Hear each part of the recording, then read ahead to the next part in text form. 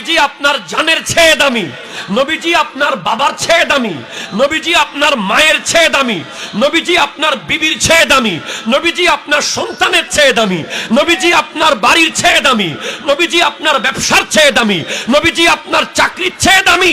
কারণ ব্যবসা কবরে যাবে না, চাকরি কবরে যাবে না, বাপ কবরে যাবে না, মা কবরে যাবে না, সন্তান কবরে যাবে না, একমাত্র কবরে যাবে আমার দয়াল নবী। ঠিক কিনা কথা বলে?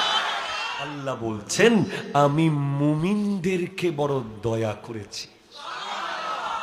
ভাই মুমিনটা কে? লম্বা দাড়িওয়ালাটা মুমিন? বড় টুপিওয়ালাটা মুমিন? প্রতিদিন নামাজ পড়ে সামনের কাতারে একেবারে ইমামের সাথে সাথে যায়, উনি মুমিন? মুমিনটা কে আসেন একটু জানি। মুমিনটা সে, আমার যুবক ভাইরা নিজেকে নিজে জিজ্ঞেস কর তুমি মুমিন কিনা, যার জীবনে 8টা বিষয়ের চেয়ে আল্লাহ এবং রাসূল বেশি প্রিয়, সে মুমিন। এই 8টার ভিতরে পুরো পৃথিবী চলে এসেছে, সমাজ, রাষ্ট্র, দেশ, অর্থনীতি, রাজনীতি, পলিটিক্স, ফ্যামিলি, সোসাইটি সব এসে গেছে। মানে আল্লাহ এবং রাসূলকে পাওয়ার জন্য ওই 8টা বিষয়কে যে ত্যাগ করতে পারে, বাদ দিতে পারে, আল্লাহ এবং রাসূল একদিকে, ওই 8টা বিষয় একদিকে যখন হয়, ওগুলোকে বাদ দিয়ে এই দিকে আসতে পারে, সে মুমিন। 8টা বিষয় কি, কোথায় আছে? সূরা তাওবা আয়াত নম্বর 24। বিসমিল্লাহির রহমানির রহিম। কুল ইন কানা আবাউকুম, বাবা মা, বাবা এবং মা যদি একদিকে যায় আল্লাহ এবং রাসূলের বিরুদ্ধে গিয়ে, তখন কি বাবা মার পক্ষে থাকা যাবে? হযরতে আবু হুরায়রা রাদিয়াল্লাহু তাআলা মাকে ছেড়ে চলে আসতেছে, আইরে কলিজার টুকরা মা বারবার ফিরে ফিরে তাকাচ্ছে, আমি কি করব। মা নবীজির বিরুদ্ধে, মা ঈমান আনে না। আবু হুরায়রা রাদিয়াল্লাহু তাআলা বলে, মারে আমি তোমাকে ছেড়ে দিতে বাধ্য হচ্ছি, কারণ তোমার চেয়ে আমার কাছে নবীর দাম বেশি। হ্যাঁ, ভরণ পোষণ দিতে হবে, সাথে থাকা যাবে না, সম্পর্ক রাখা যাবে না। যেতে যেতে কাঁদে, আল্লাহ একটু দয়া করো না, আমি মাকেও চাই, নবীকেও চাই। আমার নবী জেনে গেলেন, আমার নবী হাত তুলে দিয়েছেন, আল্লাহ আবু হুরায়রার মাকে তুমি ঈমানের দৌলত নসিব করে দাও। আবু হুরায়রা রাদিয়াল্লাহু তাআলা কাঁদতে কাঁদতে আসে, নবী বলেন, কাঁদো কেন? ইয়া রাসূলুল্লাহ, আমার মায়ের আর কেউ নাই আমি ছাড়া, আমার মাকে আজ ছেড়ে চলে এসেছি আপনার প্রেমে। নবী, আমার কলিজা ছিঁড়ে যাচ্ছে, যাও তোমার মা ঈমান এনেছে, কালিমা পড়েছে।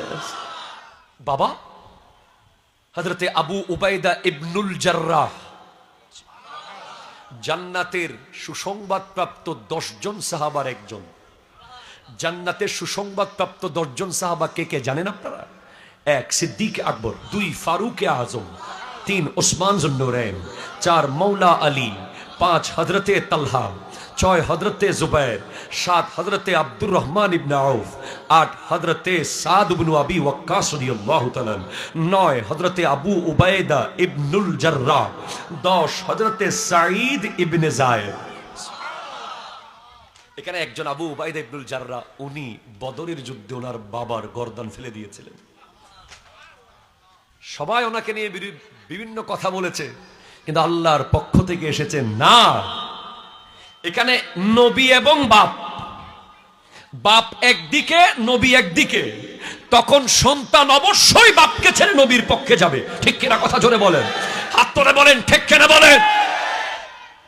সিদ্দিক আকবর, ওনার ছেলে বলছে, আব্বা আমি আপনাকে বহুবার পেয়েছি তলোয়ারের সামনে। সিদ্দিক আকবরের সন্তান ছিল কাফেরদের পক্ষে, সিদ্দিক আকবর ছিলেন নবীর সাথে। বলে, আব্বা অনেকবার পেয়েছি, কিন্তু আপনি আমার বাপ বিদায় আপনাকে কিছু করি নাই। তখন সিদ্দিক আকবর বলছেন, খোদার কসম, তোকে যদি একবার পেতাম আমি তোকে দুটুকরো করে ফেলতাম। কেন, আমি কি আপনার সন্তান না? নবীর বিরুদ্ধে যাওয়ার কারণে এরকম 10,000 সন্তানকে আমি কেটে ফেলতে 1 সেকেন্ড দেরি করতে পারি না। নবীর জন্য বাপ মাকে ছাড়তে হবে। 2 ও আবনাউকুম, সন্তান। পোলা যদি নবীর বিরুদ্ধে যায়, পোলাকে বের করে দিতে হবে ঘর থেকে।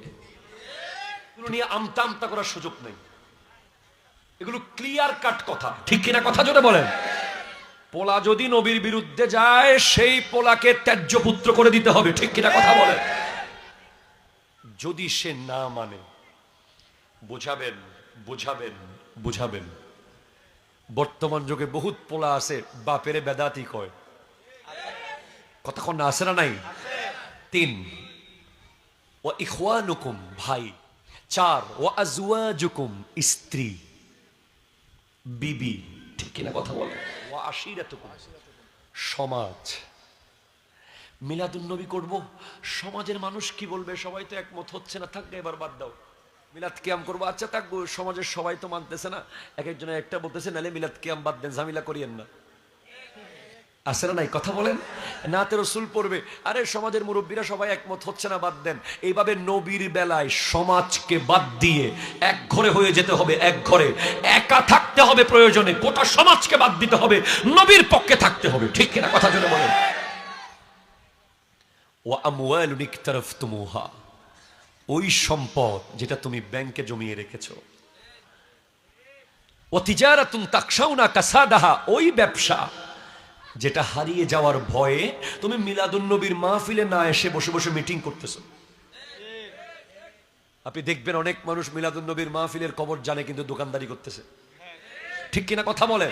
তাহলে ওনার কাছে দোকানদারি আগে, মিলাদুন নবী পরে।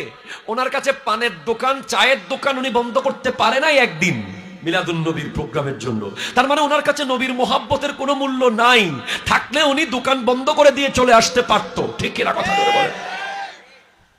ব্যবসা। ওয়া মাসাকিনু তারদাউনাহা, সুন্দর বিল্ডিং।